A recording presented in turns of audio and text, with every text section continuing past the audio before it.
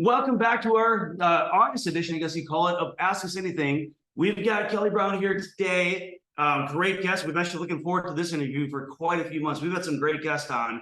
They all bring such unique things to the table. And one of the keys to having you or having us bring you on as a guest is that you've done some pretty big and cool things that are noteworthy in your business, here in real estate. So what we want to talk about today is sort of your journey in real estate, what it was like for you, and when were you licensed again? Oh my gosh, I would have to look. I just had 8 years. It just got 8 years. Yeah. Okay. Yeah. Yeah, just got 8 years. So, it's been 8 years. It's been an incredible journey. And you're sharing your numbers with me, both as a solo agent and a team.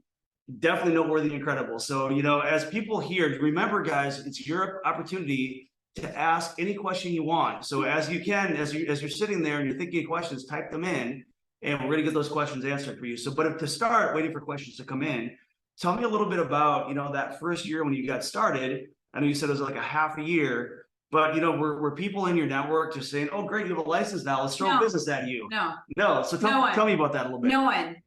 I think a lot of people think that it took me 2 years to build this up and start doing transactions. It was not immediate. And I think that's okay. If it was me and I saw somebody being a new realtor, I probably wouldn't use them right away. I'd wait for them to have success. I'd want to see it. Everyone is a realtor. Everyone, there's like so many of us realtors. So it took a little bit, but I had 3 transactions. This was a long time ago now. This feels like a long time ago, but those 3 transactions. So I used to be a wedding photographer. Sure. So for 15 plus years, I was a wedding photographer. I had some other people shoot for me and I had this awesome wedding business, but I got really burnt out. Oh, sure. So I got really burnt out. I turned 40. I was on a vacation and I was like, oh my gosh, what am I going to do with myself? I have to have a change. I can't go to people's weddings anymore being uninspired. Right. So, but I didn't know a lot of people as far as realtors. And if I would have known more about this business, I would have done it way sooner. Right. I love this business, totally life changer.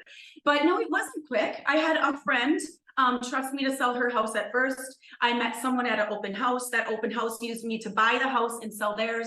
And that's how I got to 3.5 my first year. That's not a lot, but it kept some money on the table. Not a lot. There's people we have people that we know in the industry that takes a year, 2, 3 years to sell one house. And you were doing 3.5 your first year, which is half a year, as you said. So that's gotta be, that's gotta feel good, at least on some level, that you created some business right up. And when I say created, nobody walks into an open house as an agent, right?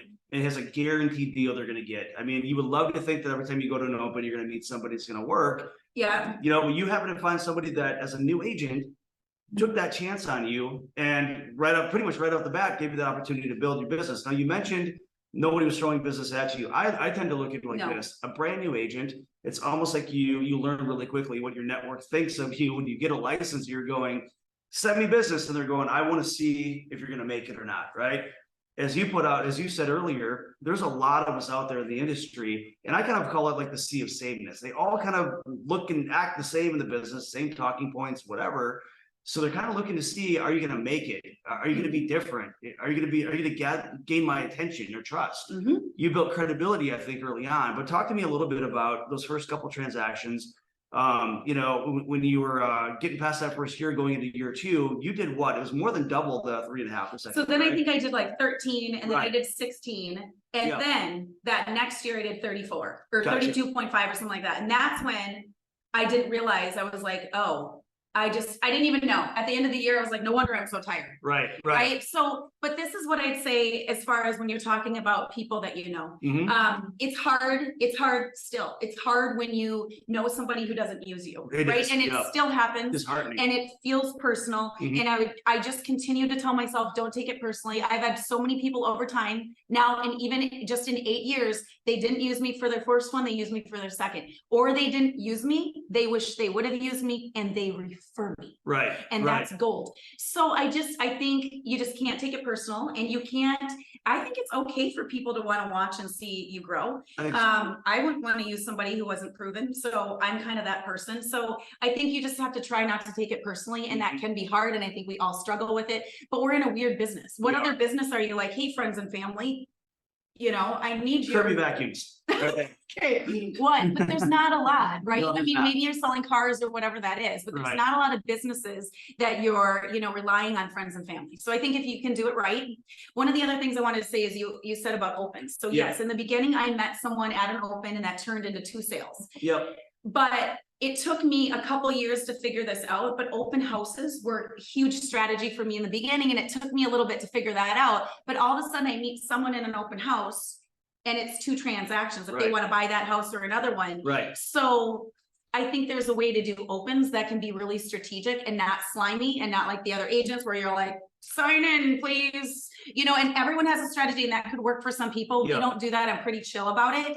But I ended up getting a lot of business. And that's one of the big ways I grew my business in the beginning was open houses. I got a follow-up question on that because I think there's 2 pieces to open houses that I think are pretty important to talk about. Number one, obviously we do have to talk by law, you know, agency and things like that. Not a very comfortable conversation, right?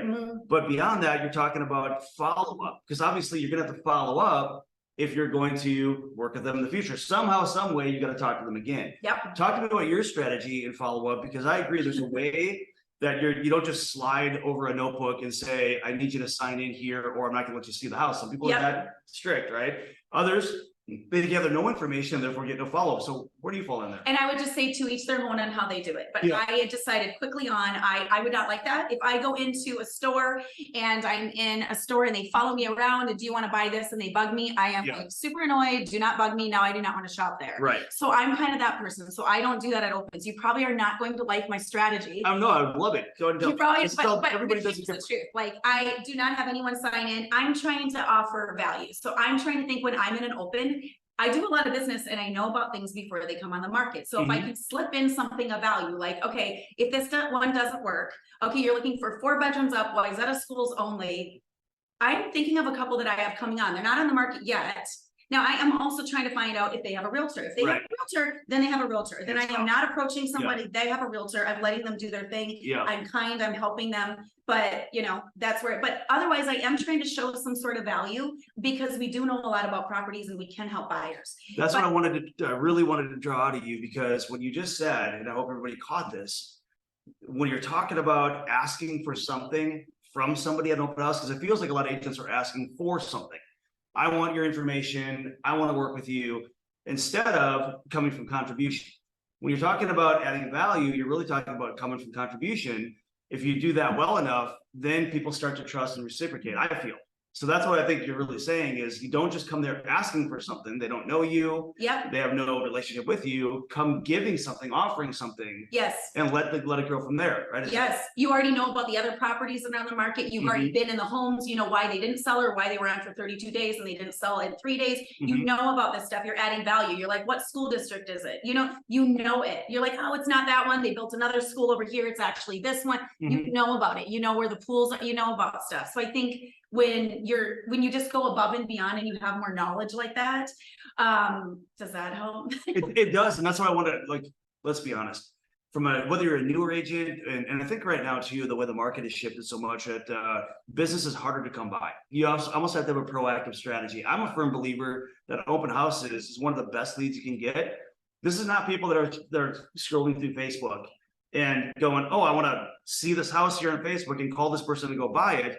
I mean, this is talking about somebody that saw a house somewhere, got in their car, drove to the open, went in there. That's a pretty I guess you call it bottom of funnel or motivated buyer, pretty high intent buyer to do that. That's a great lead source, and people. And they didn't go in with their agent because their agent wasn't available. Or maybe they have an agent. Sometimes they lie about having an agent, so you got to be careful what you ask them. But they are a lot of times hand raisers of they need help finding properties. And they're not going in with their agent. A lot of serious people go in with their agent. They do. And I'll tell you, there's a stat that I really love, and I look at it every year through NAR. They survey this every year. It's about 3 to 4 weeks that a buyer, once they become, call it transactional, once they're in that phase or really find the property, it's about 3 to 4 weeks that they're on their own before they really select an agent.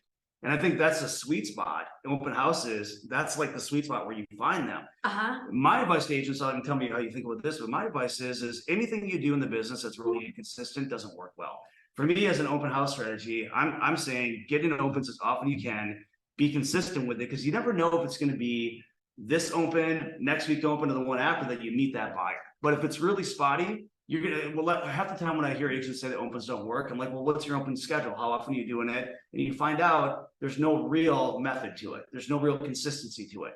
I find the ones that do have consistency tend to do a lot better. So how do you feel? In 2 years of building my business, when I started really building it, I did 2 per day, 4. Love it. 4 Yeah. on every freaking weekend. And if they weren't mine, I was Yeah. digging it up. Who can I help? Yep. There are plenty of agents that do not want to do open houses that you can do them for. Right. So I literally lived like that every weekend. That was, and back then I did it like 11 to 1. I took an hour off. So like I had 5-hour days on the weekends. And just what you said, you never know. There are open houses, no one comes through, but you just never know when that one person's going to come in. And now it's a buy and sell, and it's $1 million transaction on both sides. But people get frustrated. They say they don't work. And I guess they don't work for everyone, but they're not consistent. I did 2 years of owning it. And if you do anything like that, whether it's door knocking, whatever your thing is, you just have to be really consistent. This is what I wanted to say too. So I'm pretty chill. I literally, at an open house, I literally sit down. I am not going to chase you around with a brochure, but I will kindly probably get up and give you one. Let me know if you have any questions. But a lot of times my method of just adding value and saying different things, people would sit down with me. So now they're sitting down with me. Now they're asking questions and doing that. Now, one of my methods always was try to get their name. If I could get their name, now I'm going to LinkedIn them. Right. I'm not going to Facebook friend request them because that's kind of creepy, but I'm going to stay in touch with them on LinkedIn, and I'm going to get their name and I'm going to send a message. Nice to meet you on that. I've had people now about a year ago, someone met me like 3 years ago. I sold their home. It was like 1.1 million. They kept my card from 3 years ago. Now that's kind of a passive strategy. I didn't keep in touch with them, but that can and will happen. So every year I see an agent say the same thing, that I met somebody in open 2, 3, 4 years ago and they kept my card. Unbelievable. Yes. But again, it goes back to, you never know when you're going to meet that person at that open. Like if you're not consistently doing them, it's such a crapshoot. But if you're there all the time, you're constantly meeting people. And if you think about it, let's say just general math. Let's say every open house averages 10 people, right? Let's just easy math. Yep. And you do one open a week, that's 520 people. We already talked about them being like higher intent, better buyers, further down the funnel, closer to transacting. Yep. You're telling me that if you're meeting 520 close to transacting buyers a year, are you going to do more business or less? Like literally, nobody could do less business that way. So you have the option to get on the phone for 2 hours every day, which some people should do, and ask people if they want to buy, sell, or invest in real estate, or sit at an open house where they're coming into you. Correct. And what you also talked about too, your approach, and I want to make sure that everybody's catching this, that you're talking about the difference between chasing business and attracting business. So even though you've got the magnet, the house, that's what they're there for. But instead of trying to pressure them into a conversation, you're giving them value that's attracted them. You're not forcing them to sit down and have a conversation with you. You're enticing them to do so. And I'm much more of a proponent of attracting business rather than chasing it. And I know in a minute we're going to talk about some of your other strategies, and a big one that I know that you've really done well with is social media. This is probably a place that I find that attracting business, not on one-to-one conversations, but one-to-many. Learning to attract it instead of chase it that way is a huge advantage to those that learn how to do it. Not everybody can. That add value. We're gonna talk about all your strategy on that, because I think that's gonna be big for people. Before you ask that, can I touch on something? So back to open houses. Yes. Another thing I try to do at open houses is, even if people have an agent or they're just looking, sometimes people don't want to tell you, or they say they have an agent and they don't. Correct. But a lot of the value that I've built up over social media now, over whatever, is we're showing. I'll say, okay, you might have an agent or not, but if you go on our social and if you follow us, we're posting our coming soon properties usually 7 to 10 days before they go live. Yep. So you can see them and know about them. So I know you have an agent, or, I know you're just peeking, or you're not really interested in buying because you told me you're not, you're just peeking whether they really are. But if you want to go on, that adds value. Now they're following. Now they're seeing our coming soon properties. And what I love about this too, because it's also the segue, I think a lot of agents believe that what you're trying to accomplish at the open, and yes, we can talk technically about representing the seller and we're there to sell that home. But your expectation isn't that you're going to sell that home at that open, right? You're meeting buyers that are. My expectation is not. Correct. You'll do it. Don't get me wrong. It'll happen. Yes. But your expectation is that that's the only reason you're there. You're finding people that are in the marketplace to buy. It is a lead gen strategy. It is. We are there, number one, to sell that home, but we know statistically a very low percentage of the time is that buyer. Now it does happen. It does. And we will sell it. However, they come in, it's not the right home, and now we help them find another. So it's hand raisers, it's buyers, it's finding them other properties, it's showing value. The other thing I want to say too, and we can wrap up opens, but people do opens, they don't do them consistently. I did it consistently, but not only this, I had my signs all over, and all weekend long. Right. So City of Maple Grove doesn't like it. They stole some of my signs, whatever. You got to figure it out with your city. But you put them late on a Friday and you pick them up late on Sunday or early Monday. And now you have free advertising all weekend. And you don't do 4 signs. You do, I mean, on a busy road, I have 4 total. I have 2 and 2. And I learned this copying another agent because we all look and copy each other, right? And copy some of those strategies. I always say that, you know, in high school it's cheating, in real estate it's expected, right? I mean, that's the thing. We call it R&D, rip off and duplicate. But make it you. Yeah, make you it you. that. But an open house, if you're going to do it and you're going to do it well, then you have signs out all weekend long. You're advertising yourself. It's not for just that open, but it's not 4 signs. It's 15 plus signs. No doubt. And that's such a huge thing. And I'll tell you, I that was my strategy too. And I would see, you know, if I'm doing an open, especially if I have the listing, right? And I do the open progressively every single week or every other weekend, whatever I do.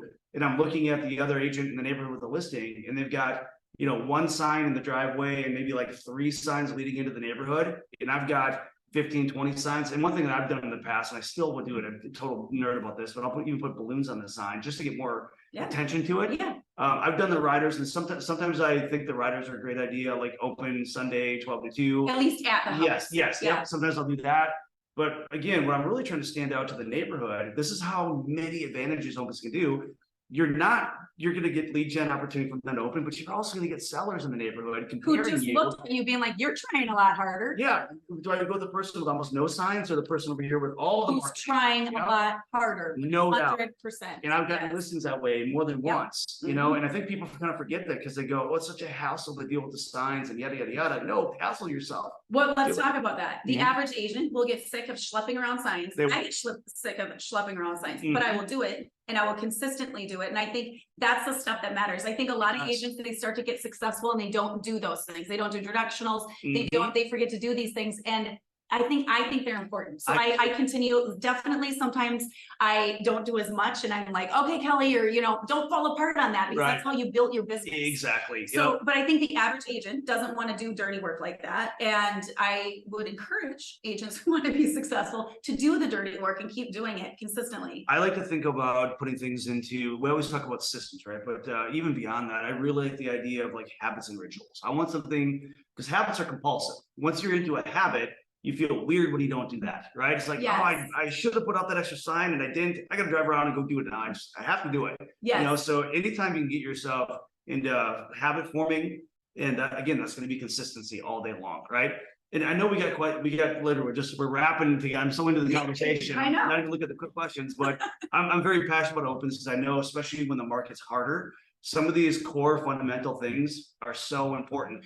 And maybe you agree with me on this too. I think this idea of a one size fits all, you get your license, or even if you need to reboot your business, you listen to someone say, you have to go do door knocking, you have to do cold calling. It's like this one size fits all thing. No.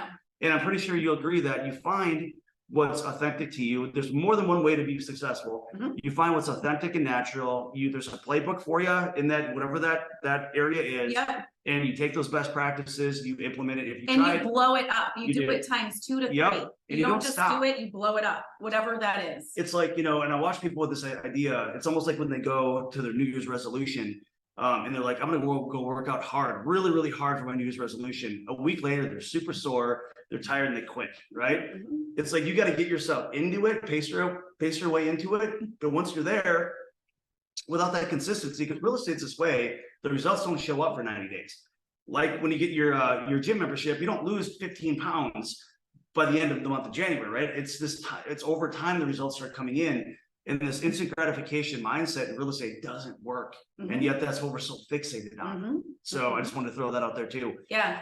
All right. Can I say one other thing? Yes. Right now, the market's changed, rates have gone up, right? So now we're going to see homes go on, stay on the market longer. So now there's going to be more opportunity for open houses. And the average agent is only going to want the bright ones that are on the market the first weekend. And they're going to forget. And that strategy in that is there's going to be agents that don't want to do that. Why not be the agent who reaches out and hey, can I make you look good and do open houses? I'll put it on social media, whatever that is. But why not do those open houses the second and third? You just never know. They might be slower, but you have that one gem who walked through. But again, I think the average agent doesn't want to do some of that dirty, slower work, and they won't do it. But the people that are going to shine do that work and they do it consistently. see that word keeps popping up consistently, but yeah, I think that really is what it is. And whatever you're like, we'll talk about social media in a minute. If you blow out one day of really great social media content, would that really do anything for you? No, you got to stay consistent, you know, and whatever your thing is. So I had a thought on that and I kind of lost it now, but I'm gonna jump into some of these questions here. Let's see. Have you ever fired a client and why? Great question. I get this. I've probably fired a lot of Jack, myself, but yes, I know I have. I mean, it hasn't happened a lot.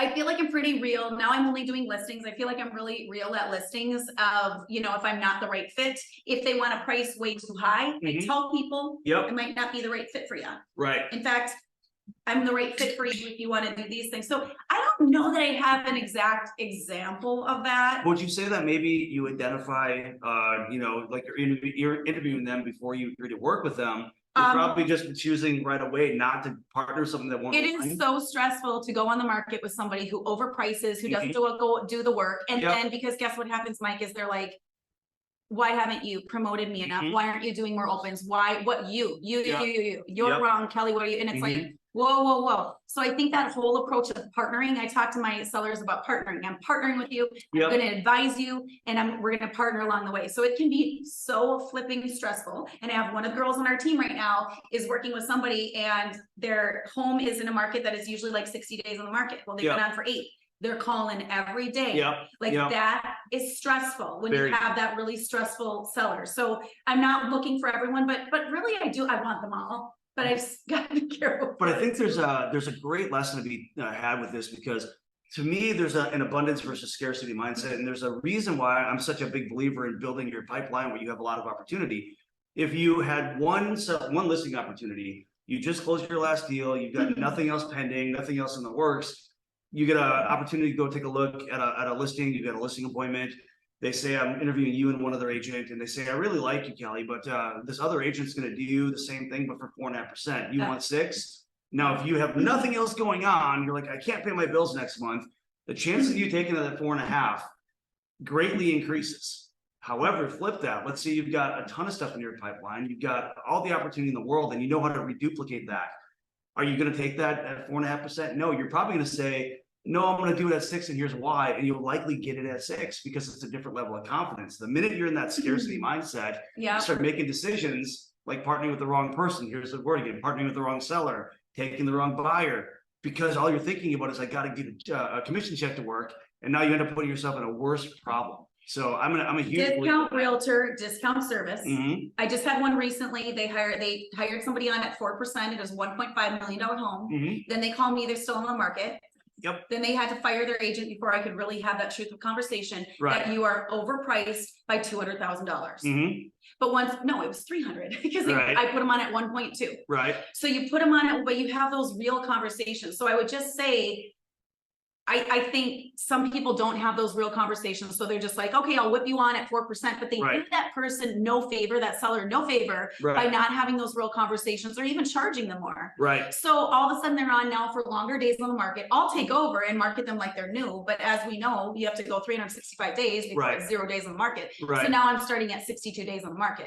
So I don't know where I was going on that, other than I really do believe most of the time it's discount realtor, discount service. So I believe that I net people more money. Our strategy nets people. I see it. I believe it. I live it. I do it every weekend. So I don't discount my rate. I'll be real with you. If I work with them on the buy and sell, and it's, you know, it's a different program. It's a different thing. I get you there. You know, one thing that always surprises me is there's only about 35%, nationally speaking, 35% of real estate agents that even use professional photography. 35%. No, we talk about photos, like that's not the only thing. Obviously, there's a lot more to marketing than just the photos you pick. There's a ton more to it, but let's face it, you know, the time spent, people spend 80% of the time looking at images and 20% of the time reading descriptions, it's so bad. So you talk about, you know, what services you're going to offer, and we'll probably get into that before we're done, is, you know, what's your methodology when you list? I want to get there too. One thing that people are asking about is social media, because they all know if they follow you on social media, you got a bigger than normal, bigger than average social media following. And I assume, not to make assumptions, but I assume somewhere along the line, you fell into that as a way to generate business. I'd love to find out how you did that, how you felt, what made you make that decision, And then did you have a natural skill in it? You know, what made you go that route? And what's really your method in social media? Because everybody's really curious about it. And it's changed a lot over time. So this is what I'd say. I changed careers when I was 40. I didn't have any money to like start buying Zillow leads or any of the things. I was never on Facebook. I called it the Facebook, and my girlfriend's made. I was not on it. So I think people are like, really? Because now I'm on it all the time. But I didn't like it, but it was free. And it was a medium that I could use right away. I started doing video, and I'd have like 5 likes on a video, but then I'd be like at a ball game for one of my kids, and somebody would be like, I saw your video on this property. What can, and I'm like, shoot, people are watching. They are. So I started doing it on fire and doing more and more. And my goal always was to add value. How can I add value? Because I get annoyed with people who are just out there saying all the things, or there's a ton of selfies and then there's swimsuits or whatever it is. And then I don't follow them. Oh, you saw that last post? I don't know, and good for you. But if you can add value, that was always my thing. But the thing is, I didn't know what would work in the beginning. I tried many things. It's one that worked, and it was free.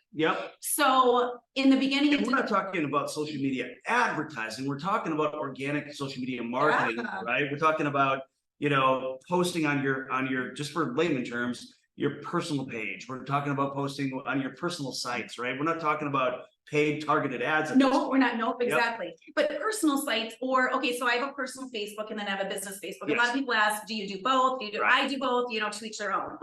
But and I don't post business stuff on my personal page. Every once in a while, I'll post with Allie. I'll post with my girls. I'll post that kind of stuff on my personal. To me, that promotes me. They're like, oh yeah, she's a realtor. Oh yeah, they just sold 20 million that month or whatever it was. But I keep my business. But I've learned, if there's one tip I would say, and I talk about this a lot of times in our trainings, is what I've learned, and it took me a little bit. I'm more of a business person. I want to just say, okay, this is the house. It's pretty. I don't really want to talk. I didn't before about my life. Now I've learned to do it. But what I've learned is the average person now, this is a very personal business. People want to know and like you, and then they trust you, and then they use you. So if you can let people get to know you over social media, it was hard for me to do it. It was hard for you. Oh, totally hard. Yeah, I didn't know. You're more little closed off. Yeah, it should be, but then I'd see Taya do it and Shelby do it and younger people do it, and it's like, okay, I will have parameters, I will have boundaries on what I share. But now the more I share, that's what gets liked, that's what gets viewed. So if I share my personal life, then all of a sudden my properties get viewed more too. So all of a sudden there's strategy in that. So it's an indirect way for using your personal as a stealth business page, but it's very indirect. You know, which I love that. The reason I asked about that, so you hated it at first, because I see a lot of agents, they hate being vulnerable. You know, they just don't like it. And on top of it, you start throwing video on top of there and pictures on top of there. They're hating the way they sound, hating the way they look. They're second guessing everything. I physically watch an agent spend 45 minutes trying to get the right perfect post. I'm like, this is why I think you hate social media, because it's taking you 45 minutes to get one little post done. But I used to do that too, and then you get more. Yes, you get comfortable. So that's okay. That's what I'm getting at. I want to talk about that with you. Is, you know, what was your experience with that? Did you stress over it the same way? Yes. How did you get past it? Just did. You just kept going. Consistency. This is one thing I haven't said. So, you know, there's a lot of agents, like, if it doesn't work for you, they have a fallback, right? I didn't have a fallback. I was 40. I'm a single mom. I had 2 kids. I had to make this business work, and I made it work. So I think some people they quit, and I didn't quit. I'm like, I'm going to pivot, not do this. If it doesn't work, and I'm going to pivot and figure it out. Right.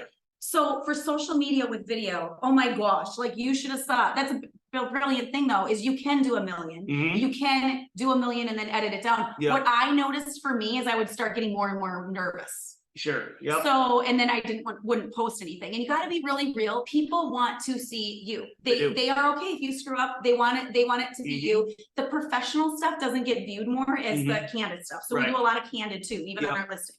But you do both. You do both. We do both. But I'll go to a listing. We have the pro stuff. But when I go to a listing and say, "Hey guys, this is coming out. Was at the school, $750,000. Stay tuned." That's the stuff that people are like, "Give me that address. Like, what can you tell me more?" That's the kind of stuff. So I'm trying to remember. But back to posting personal. If you're going to ask about that, it took me a while to figure that out and feel comfortable. And I have boundaries around it. I have a kid that doesn't like to be posted much. I have one that's better with it. I don't post all my personal, but I'm strategic about it. I've learned to like it. One of the things that you said, if people don't like it, there's no longevity in it. You got to find stuff that you like, so there's longevity in it. I didn't like it in the beginning. I've learned to like it. But back to you saying vulnerable. I get things. who does Kelly think she is? Right. Why does Kelly think she's so awesome? And then things come back to me. I'm like, what did I say? I thought it was awesome. But people are like that, and it can be. And I just kind of stay in my lane and do my thing. Yeah. But when you put yourself out there, that does happen, and you just have to go to yoga and like figure it out and just know you're in your lane doing your best. I also like to think too that if you're doing anything that's disingenuous, inauthentic, painful, like it hurts, you don't want to do it, right? And you talked about two different kind of motivations that really drive human beings, is what I call, not me, I didn't coin these phrases, I'm stealing them, stick and carrot motivation, right? So stick is basically, you're motivated by the avoidance of pain. So if you have no fallback and you're thinking to yourself, I could lose my house, I could lose my car, I can't pay my bills, that's the motivation that it's less painful for you to go do what you're supposed to do than actually suffer the consequence of not doing it, right? But you didn't have what you call the carrot motivation at that point, where you saw the vision. You're like, I know if I do this, I can see this beautiful life unfold in front of my eyes. It was more the avoidance of pain, from what I understand. Yes. Yep. But then maybe it converted. But then some point I saw people, I'm like, oh, people are doing that well, people are doing that. And then I think there's a time where, I sold whatever, 13 million my second year, 16, and that started, but then I sold 32, and then I realized, okay, I thought everyone was doing that kind of business. But you can make a very good life doing less of that. But but for me, all of a sudden I thought, okay, I'm gonna now do what I'm doing on steroids. I got a good thing here, and I'm gonna keep going. Right. Would you say this? I mean, so you've done open houses, you did well there, social media. Is there any other avenues that you really, leverage consistently for business? My two biggest things are open houses and social media. Love it. And I've owned them and done it. And yes, I've tried other things. And I door knocked once. Yeah, I did once too. One time. I did too. I had a lady, and I heard her coming for like 10 minutes. I knew someone was there, and she finally answered the door. She must have been 90 years old, in a walker and oxygen. And here's me going, can I do a market in your house? You thinking of selling? She's in this walker. It took her forever to get there. I'm like, nope, done. Won't do it again. But people who do it, there's people that do it. Jackie on our team did it the other day, and like, oh my gosh, she did it because she found a buyer from an open house, and they had a specific need and a specific neighborhood house. And she was invited in like 5 homes. And I'm like, good for you for doing something different. So I applaud people doing something different. It's just it just works for them. For some people it does, some it doesn't. I think the mistake is trying to tell somebody that the only way they're going to be successful is by door knocking and cold calling. And there's people that will push at, and I'm like, I don't believe that, because most people find their niche, whatever it is, and that's what they do. If you have to call, if you have to buy leads, if you have to spend 2 hours a day, whatever it is, I'd say find 2 things and do them on steroids. I love that. Love that. A couple different questions are popping in. So one thing that they want to know is, Kelly, how the heck did you get into luxury? Oh, that's funny. I think that is actually funny because I don't really consider myself a luxury agent. I think we have a luxury plan, and we have a luxury experience for how we treat our clients.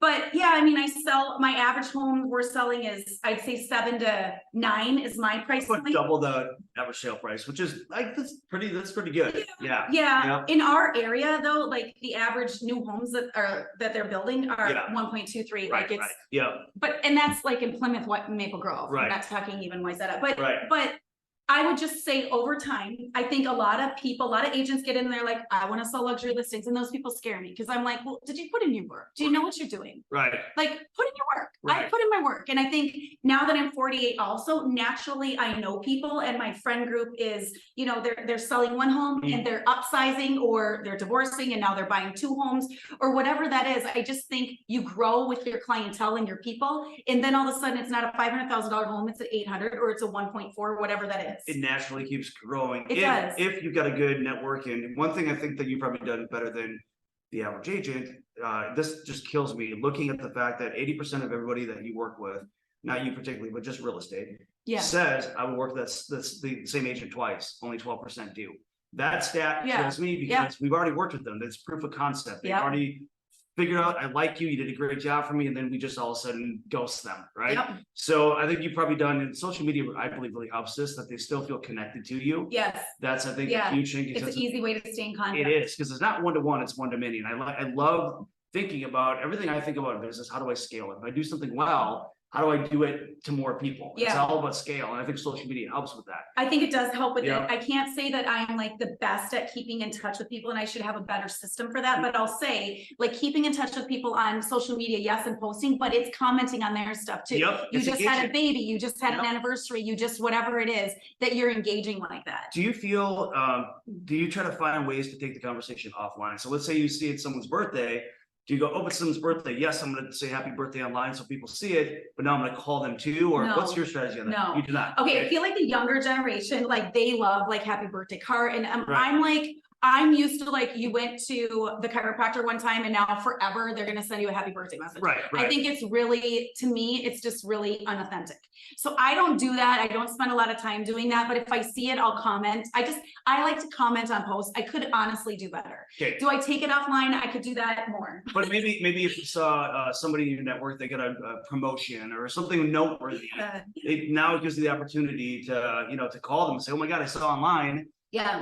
But that's what I feel about engagement. Engagement's going to be both online and offline. And I think the more you engage, because I think the mistake is people do like one word comments, congratulations. I mean, Yeah, or yeah. like it or heart it. Right. It's like gives the opportunity to actually say something insightful. And I think what you have to remember is there's not just that person you're talking to, it's everybody watching that post. Yeah. You're the one. And now your name's popping up. Yes. Kelly Brown again, whatever that is. And look at the insightful thing Kelly just said. Instead of one word, it's like 3 sentences. But you have to take a lot of people I'll spend, sometimes I could be better, but on the average, I'll spend a couple hours a day on social. Love that. That's okay to do that. Really That's my strategy. Yep. Like it's okay. I pull over in the car and you're doing some of that. I like the idea. I could do it more of taking it offline. I'm not a big caller. I think people should and will do what works for you. But I'm like, texting, I don't even, but texting. Yeah. Hey, Rockstar, I saw they got promotion. That's amazing. Big congrats. Huge. Something in addition. But I could do better at that. But yes, I think like all of us, we can all do better at everything, right? You're never done improving. But I think that's something that it's great advice for agents to know that other people are watching you online. So when you see a post and you engage with it, because I think part of social media, when we think about spending time on social media, we forget it's not just about us and posting, it's about engaging with others. And the more we engage, the more other people are starting to see us. They're going to start judging you based on what you engage with. Again, just a harder like doesn't always cut it. Sometimes a really nice, insightful comment or something is great. When it's authentic. When it's authentic. Yeah. Yep. And When, how about this? How about you see somebody that didn't use you and all of a sudden they post their house photo and they just bought a house and you're like, oh my gosh, like obviously gut punch, but why not congratulate? Why not be real? Because it comes around, it came around so many times in my 8 years that now I get to the table, now I'm meeting with those people. So just being kind and authentic and truly being happy for them. I don't know about you, but I always use the middle finger emoji in that situation. Yeah. You want to, but to really like over time, it really is strategic to not have it be heavy because it is heavy and it feels bad, but it's okay. Like shows confidence though, because other people see that you took the high road, that you did something gracious. Other people will see and it's that. not always easy, but I do not. believe in doing that. It feels too heavy not to. And I believe you put good vibes out, you get good vibes back. And how many times will you find out that the reason they chose somebody else really has nothing to do with you? Sometimes it's because their spouse has somebody that they in their family, like I have to throw this person a bone, or I mean, there's usually something that's really has nothing to do with you, and we all take it so personally. We do. I love having more of the abundance mindset. There's enough business for everybody, and you know what? There's gonna be people that you work with that somebody in their family passed on them for you too. It happens to everybody, If you get to the conversation, my new thing is keep me as your number 2. Right. No worries. Wish you all the best. Keep me as your number 2. That's all I say. Because things do fall apart. Things are on the market too long, whatever that is. Be kind. Keep me as your number 2. And we never really know what led to that decision. It's not like we can just make up these narratives in our head and be accurate. We always feel like it's a personal slam of some kind. It's not always. Sometimes it is, but it's not always. All right, let's see. We got another question. So how did you gain so many followers on Instagram? And I'll even take that further. All social media platforms, how are you gaining so many followers, friends, people seeing you? Because I mean, we all know algorithms too. The more people are following, depending on how great your stuff is, how many people are seeing it. So kind of talk real quick on your strategy. Well, there's plenty of people that have way more people following than I do. On Instagram, I have like 8,500. Got it. This is what I would say. Like in the beginning, I hired somebody because I didn't like doing it to get me people. Right. That was the wrong strategy. Now I want authentic people who are really looking in my area. I'd rather have less than more. But what I've realized over time is it used to be my strategy to get buyers and sellers. Now it's my strategy because I have so many people watching, even other people's sellers. So they're watching. Now it's become my strategy for marketing homes. Sure. So do you remember back in, I mean, this was a couple years ago, the MLS was down for 5 days. Do you remember that? I do remember that. Yep. Yeah, it sucked. We're like, oh my gosh, whatever. Right. I put a home on. It was in Annandale. It wasn't even in my area. It was someone in my area who sold their lake home. Yep. And I only put it on my social media. I sold it in multiple offers. And I was like, okay, not only am I meeting buyers and sellers, it's truly strategic as my listing strategy. Right. So I guess I went away from the question of, you provide authentic content where people want to watch, like you provide value. Yep. How can you provide value? For me, like a lot of my people want to see trends. Right. They don't have time to go in that open house. They don't have time to go in that parade model. So I show them. So I would just say, how can people provide value? Figure out what that is and do that on steroids and build up your people. But it doesn't people could have 1,500, people could have 500. If it's the right people, quality over quantity. It really is. So that's what I'm focused on. I love that. What would you say your best performing pieces of content are? Like, oh my gosh, it's always personal stuff. Yep. I'm trying to remember, like Allie and I will look sometimes and I'm like, oh my gosh, that one got so much better than this was just listed, or this just sold for $55,000. Right. It's personal stuff. It's me and my boyfriend. It's me and my boys. It's me right now. I'm gonna be an empty nester as of tomorrow. Oh, it's me posting. I know. It's me posting that kind of stuff. Like Zach's going off. Right. So that stuff outperforms things by like 5 times. It's almost like, I always feel that the real estate related stuff is great proof of concept. They want to see that you're competent in the business, but they want to know you before they know what you can do for them. I mean, it's just sort of this sequence of events that happens. I want to feel comfortable and know you before I want to hear what you can do for me. But you still need that proof of concept out there. You still need, people need to see you're active out there. They still need to see that you're competent, and I think right now too, especially with the state of the market, somebody that's really truly a true local market expert that knows their stuff. They're in high demand right now because it's not as easy as it's not as easy to sell anymore. Sellers are getting nervous. The rates are now you need a talented listing agent. Talented. They need much higher consulting level of consulting. So all that stuff is going in place. So I'm a personal believer that your social media, all your digital marketing should show competency. When you talk about adding value, I want to give a little bit more context to that too. Can I answer one more thing that you were saying too? When people, I think you can't be annoying. You got to find that balance of not showing, because if you only show all personal stuff, to me, I'm like, are you even selling any homes? Exactly. So I think there's a balance. But when I go to a listing appointment, a lot of people already feel like they know me. Correct. So they're not meeting with Right. Sometimes I'm definitely competing with people every once in a while, but sometimes they've already made up their mind. They feel like they know me. They're like, oh my gosh, I've seen you. And so I think it can be strategic that way too. I agree. I agree. And I think, for me personally, every single listing competition, listing appointment that I'm going on, everyone I have in my head, I have it in my head that I'm in competition. I do, because I never want to assume. I never want to assume I'm the only, even if they say I'm only talking to you, in my mind, I'm not showing up like I've already got it. I'm showing up like I've got to earn it, So I think that's important. But even before the listing appointment happens, long before I even know that they're looking at me as an option, I want them to see, because what I love about social media is you can create your own narrative. There's literally nothing true about HGTV, but people watch it every day. There's a narrative they create, right? With social media, you have an opportunity to show people the best parts of what you want them to see. And you can create your own narrative, because you're talking about being comfortable, and we're talking about vulnerability and how much of your personal you want to share. You get to choose all that stuff. That's the beauty of it. It's the edited down. It is. And that way you can kind of create your own, like, front stage. You get to see this version of you that you want them to. And I think you need authenticity.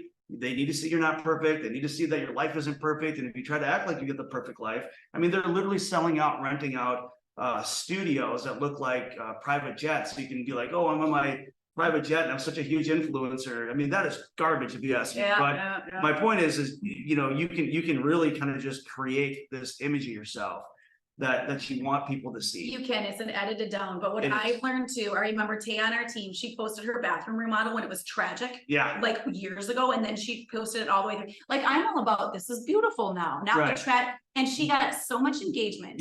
People even want to be like, I mean, some of them, I don't do it a whole lot, but the ones that are really real, like I've Yep. had a really busy week. I need to have a day off of social media or whatever that Yep. is. And people are very real. Like I learned from that. I don't do a lot of that. I do a lot of the pretty keep whatever, Right. but I learned from that. And Yep. sometimes being vulnerable on there and being like, holy shit, this was a terrible week. I lost 3 offers for buyers. Yep. It's tough for buyers right now. And you're real about it. I think there's, and I think that's where, that. and that's what I'm saying is I think you can do all the authenticity, let people see what you want them to, and that doesn't mean you don't try to have a perfect life. Don't ever do that. I think that's not authentic. Yes. It's not real, right? But you're able to show and tell a story and a narrative that you want. Yeah. I mean, even I say HGTV, even they lose an offer here or there. They don't get the first house they bid on. Like you have to show both sides of it. Be real, right? Yes. But at the end of the day, you're still the one crafting the narrative. And I think there's power in that if you know how to yield that. Yeah. You know. Yeah. Let's see. I know we probably got other questions here too. All right. How did you transition your business to working mostly with sellers? That's always going to be a question. I love that. That's good. Yeah. So this took me years, Mhm. and it's just happened over the last about a year and a half. I'm only working with sellers now. Right. And this has been, I've had coaching on it, but to grow my business, I've needed to. But I think there's a lot of people in the beginning and they're like, oh, I just want to work with sellers. Right. And I think that I get nervous when people say that in the beginning. So I too. think you got to put in your time and you got to do all the things. And I just had someone on the team close one in Rochester. I'm like, good for freaking you. It took her a weekend. Right. She went down there and she hustled and did it. And she did not just give it to someone else. I Right. love that. So, but it's just taken time, and it's just, I built it up over time, and now I have more listings.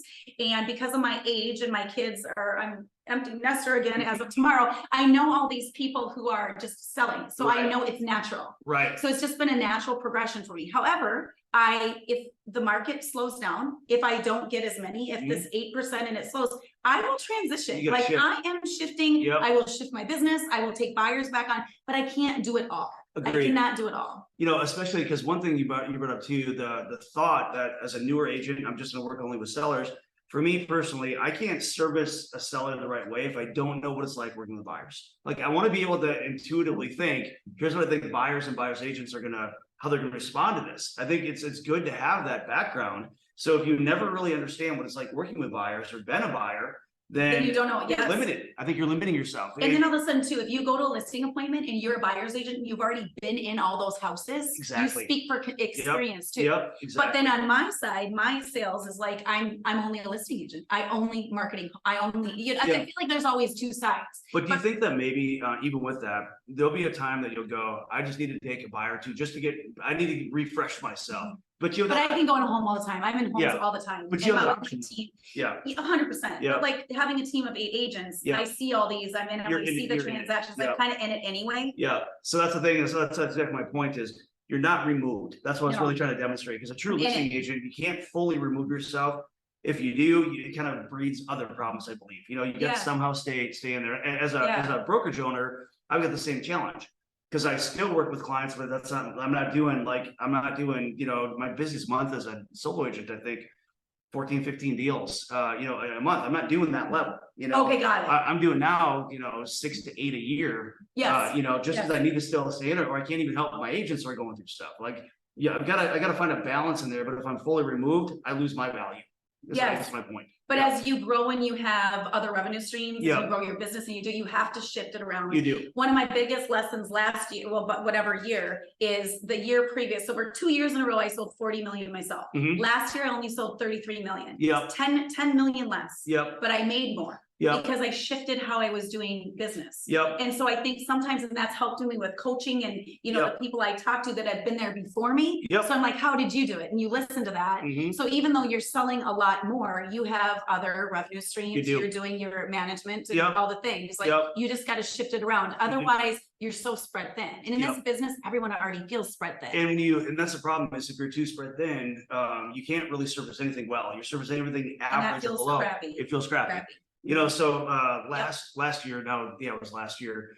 My fiance and I took on, with the help of one admin, 170 transactions we listed for open door and sold. That was the busiest run of business I've ever done in my life. And I was so grateful we did it when it was over, because just got thrown back into the market in a way I haven't been for years. Wow, and I learned a ton from it. But man, when that was over, I'm like, I got my lessons from it. Yeah. Now I can really appreciate it. I love efficiency. So when you're talking about buyers versus sellers, and this is before the market shifted, before things got harder, but they were averaging about 30, and even before the multiple offer craze, they were averaging about 30 hours, working hours per buyer versus 4 per seller, right? So you're talking about, one seller is, it's, 10% of the work. Or the time, not the work, it's still work, but it's 10% of the time invested. It's a different busyness.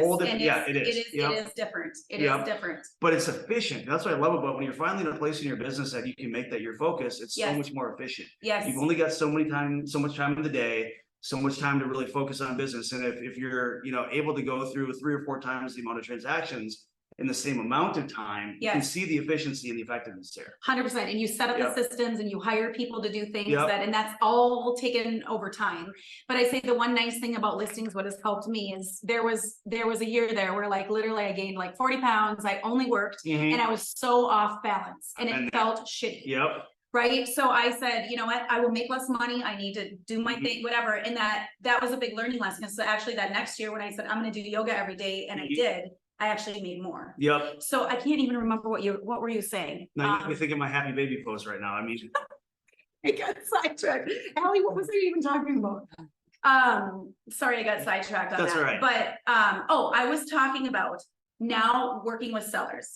I can be off on the weekend. This weekend, I'm going up to Cuyuna. We're going to be on it. You do. So let's talk transition real quick for the kind of our last topic is, whenever we talk about listing agents, it always comes back to a couple different things, a couple really integral pieces. One, what are you saying and doing to get the listing? Like your listing appointment, like what's your methodology there? It's a really good question. So I would say, first of all, how do I get my people? So just when I met with the other day, I had a sign in the yard, which is my active property right now. And the neighbor called me. So I had that appointment. The appointment that I have on the market right now, they remember me from elementary school. Right. I used to volunteer. All right, so Kelly, you just got firsthand what happens to me when I'm around technology. Things just fall apart. That's how it goes for me. So I don't know where we got cut off there, but I want to really talk about the listing. I wouldn't say presentation, listing appointment, how you handle it. When we were talking, a couple of things I want to point out. You said you were doing more of a 2-step routine where you're not showing up with a pre-printed CMA. You've never seen the home. It's hard for you to price a home you're not familiar with. Correct. You come back and it's a 2-step. I very much feel that way. I've had my butt chewed by coaches. Get it signed. I'm like, I'm not built that way. I get that with you. Second to that, what I was asking is walk us through sort of your appointment, what happens at the appointment, what you talk about, and then we kind of got cut off. So if you don't mind repeating a little of that. Yeah. So if I'm at a listing appointment and I'm meeting with you, so get in the door. I do have my listing packet. So I have my listing packet, but mostly through me talking to you, I'm going to try to get through most of it because I don't like the whole formal sit down, although I do it and we get to some of it. Most of it I've already said when I'm walking through the home with someone. Yeah. So my goal is to get in there and whatever they're comfortable with. I'm not like, you got to show me your home first, or we got to talk about, I'm like comfortable. I usually don't even sit down. We're like at the counter. We're pretty casual about it. Right. But I'll make sure I tell them I'm here to let you know how I market homes. Right. I'm going to do a price out. I'm going to do a CMA after I see your home, and that I'll get to you within the next 48 hours. Yeah. But I'm here to let you know how I market homes, what that process will be, and to answer any questions. Yeah. So I make sure they know we're not going to come up with a price. Everyone wants to know what is the price that you think. Yeah. I'm not going to say it. I know that a lot of people are hired based on how high are the price you're going to tell me. Right. So, but I'll say this through my presentation somewhere. I am going to ask you, what do you think? What are you thinking you want to be on the market? Right. What's your price? And I'm going to shut up. Yep. And you're going to say, well, that's why I have you here. Right. And I'm going to say, yeah, no, totally fair. And I'm going to pull up a CMA for you. But I know when you look at tax records, you mentioned 900. Does that feel high or low? Right. I need to know their price because I need to consult them on that. And a lot of people, if they're 900 and they say 950, now I need to consult them on, we need paint on all levels. Right. We get to 950, we need staging everywhere. Yeah. I will get you to 950, but I need you to do these other things. Yeah. So I'm really trying, it's hard, but you got to get their number. So back to that listing appointment, we walk through for rooms and they're telling me things. I try to get to some of that listing appointment in there. Yeah. So we're walking through and they're like, oh, you know, whatever it is about all the light. And I said, oh my gosh, this is just going to photograph so well. Even in photos, we're even doing aerials and we'll do some video as well. So I'm kind of talking about that beforehand. Right. Then we're somewhere and they're like, well, do you think that we should get rid of this? Or do you think we should move that? Actually, I commissioned someone for 2-hour appointment with my stager dab. And that's part of your offering. And that's part, and that's in my packet, but I just talked about it. I touched on it. Yeah. So I say, Deb makes my clients tens of thousands of dollars more. I see it every weekend. I know the people that follow her advice will make tens of thousands more. Yeah. So I'm kind of talking through that. They want to point out that, you know, they want to point out some things that you're just like, okay, that kind of matters. The relevancy's not really there. Yeah. But you gotta walk through it. I'm also doing videos so I remember, and I'll just say, like, if I'm in the lower level, I'll be like, I'll meet you upstairs. I'm just gonna do a video so I remember. I have somebody that wants to go on 3 months from now. And I want to remember that. So I'll do some videos so I remember. Yep. But I'll say this too. Like, I'm not a sign on the dotted line. Right. But I am a move the transaction forward. Move the needle. So if they need measurements because they added square footage, I am messaging Jamie, hey Jamie, what are you? And then I'm like, can you do Wednesday? Yeah. Okay. And then I'm also like, okay, you want to be on the market. Okay, let's back this up. I can pre-market you for 21 days. So you want to go live on a Friday. We always put homes live on a Friday. Back you up 21 days. We can do photos on that Monday. Yeah. If it doesn't feel comfortable lining that up now, let's wait. But okay, if they want to move it forward, then I'm messaging my photographer. Can we do Monday at noon? But it sounds like you're always going next steps. You're getting to the next steps, whatever they are. There's people that I meet with and they want to be on. If they want to be on, I need to move the needle to help them be on too. Yeah. One thing I want to say too, because I think the listing appointment is so crucial. There's so much that happens there, and so many things that could go right or wrong. Yeah. And I've actually physically watched an agent do this, where they come with a listing presentation. The way I feel about listing presentations, it's very, I've got very mixed feelings about them. I'll tell you why. I've watched an agent, not once, but more than once, physically cram a boardroom presentation down the throat of a seller that wanted nothing to do with it. Yeah. What it comes down to, in my opinion, is it's time to really kind of shut up and listen in a lot of cases to figure out what's their motivation. What are their misconceptions? What are their pain points? What problems to solve? Logistically, is there any things that they've got to solve? Yep. There's so much that you have to really figure out what's important to them, so you know which hot buttons to hit. Yep. You might talk about your marketing presentation, but perhaps there's things that you have to hit in a different order because what they're thinking is different. Like you have to resequence. They're like all about their timeline. They're like, I'm going to do this. I'm building a home. How do I match up this timeline? And they're on their timeline. So when you're stuck in this non-negotiable way to present this information, you can actually do more damage than good. Yeah. So for me, I'm like 70% listen, 30% talk, and I'm responding in ways that are relevant, that are going to be important to that seller. Yeah. And talk about a time to educate somebody, because some people have such vast misconceptions how things work, and there's solutions they're not even considering. They don't know. That's our job to know. Yeah. But we don't know what they don't know until they tell us what they don't know. And then let them right. Yeah. Right. I think that's important. I do think that is important. And I think what you're talking with a two-step process, that's why I like it better. Instead of just going there and saying, here's a CMA, here's the contract sign, it allows for all this stuff to come out. And it's your ability to really start forming real credibility with them and real trust with them. By the time that they're ready to sign, and if you do it right, you never really lose the listing, by having the two-step process. In fact, a lot of times I'll come back same day. I'm like, I'll be out in the morning and then I'll be back out this evening after I do the research. That way I'm not creating a delay. And thank you for taking the time to do research, because you didn't know what my property looks like before you got here. I've actually one listing saying to the other agent that wants to list you, did they even go and do the research? Well, no, they came with it. I said, do you understand let me tell you all the things that could have went wrong with that. What if you'd added more square footage? What if you'd have done upgrades they didn't know about? I haven't seen your home yet. Right. So I say, I'm a big proponent of making sure I understand what I'm putting a price on for you. So I agree with that. My whole point is we get so wrapped up in this industry over the perfect presentation, when really it comes down to understanding. It's much more of a research and understanding. Like, you got to get to that point first, then you start sequencing which information you're releasing and planning. And when. Exactly. Like if you're talking to them and they're wondering about whatever it is, if they're wondering about furniture, you're like, I'm gonna send my stager down. Like, talk to them when they're bringing it up. We make this assumption too that all anybody cares about is price, and NER does a great job in their surveys in this, and too. It's usually between 20 and 23% of people that price is their biggest motivation, right? But right behind that, by 1 or 2%, that's going to be selling in a specific period. Sometimes I got to get the kids in before school, or I'm not doing it, right? Time frame. Beyond that, it's going to be convenience. I can't do it. I can't show my house 75 times in a day. I've got 3 kids and I'm a single mom, and I can't.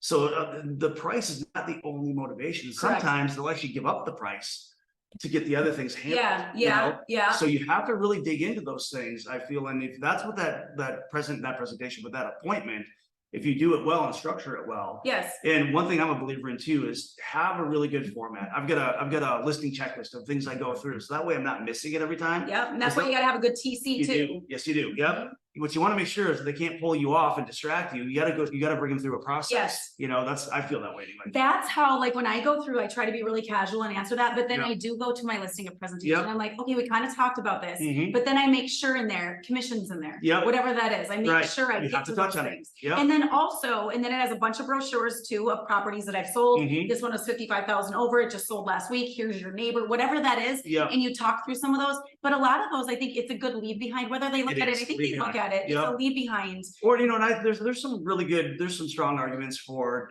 sending a lot of that stuff as a pre-market too, so they can see a lot of your stuff there. But then that way, if they're only going to talk, like they won't talk to you until they know the price, they've got that at least in their hands. Some people, I don't personally do a lot of the pre-listing presentations. Some people do, and they swear by them. So there's no total right or way to do it. Whatever works for you. But I would just say, consider whatever your methodology is. Make sure you're listening more than talking. Make sure you're truly understanding. Because if you don't do that, you end up start talking about things that really don't hit home with them. It's not relevant to them. And I know right now, I think we're pretty much at the wrap up. And let's see, I think we had all the questions answered. Let's see. Yes, the one that we missed. Is social media part of your daily routine? And if so, all day long, every day, 7 days a week. But there's ways you can do it. There's later, there's Planoly, there's things that you can do. You could time block a 2-hour time period and set up your whole week. But then I believe in being spontaneous too. And stories are more spontaneous. I didn't hire somebody a long time ago. Now I've hired somebody to help me with that. That took 8 years to do that. But I've had to be real about that because I'm selling a lot of homes too. So, but absolutely. And don't feel bad. Know that if you're spending 2-3 hours a day doing that, if that's one of your one things, that book, Gary Keller's book, one thing, if you can take one thing and do it on steroids, if social media is your one thing, you should be spending hours a day doing it. We're not talking about scrolling through your news feed. And, what we're talking about is have a intention. Like you're not just, screwing around on there. You have an intention. And I do screw around on there too. But even on stories, like if you're commenting on stories and honestly, some of them are realtors too. Guess what? They're going to be on the other side of the table. And you want people, if you are a buyer's agent and they have 5 offers and they feel like they also know you, the agents actually know you, and they feel like you do good business, they want to work with you over someone else. They do. That's I've won multiple offers because I know the other agent, and they feel, what I'm saying. The reality is too, real estate agents are one of your best referral sources. And there's people I've got referrals from that don't want to drive an hour. They're like, I have a buyer and I don't want to drive this far. We take the referral. So we forget that real estate agents are excellent referral sources. 100%. We're like, I don't want a bunch of realtors on my feed. I'm like, you kind of do. Yeah. And I know I could just go on and on and on, but we're going to wrap it up. Is there any final thoughts that you have for our audience? And thanks everybody for keeping with us here, but is there any words of wisdom, final thoughts? I don't know. I think this is an amazing business. It's changed my life. So I love it. If I can help anyone, I'm here. But no, I thank you for having me, and I appreciate it. We loved it. Before we go, Israel, how do people follow you or get a hold of you? Kelly Brown Homes is Instagram, and also you can find me on Facebook. Those are my 2 main. LinkedIn too. And the one thing we didn't talk about is really kind of your best year. I think you're in that 45 million. 42 and a half was my best. That's what it was. 2 years ago. I mean, not 42 million. I think she's doing okay, folks. So. But that was mine. But then my team does more. But that's killer stuff. All right, ladies and gents, we'll let you go with that. Thank you again so much for joining us today. You guys have a great day.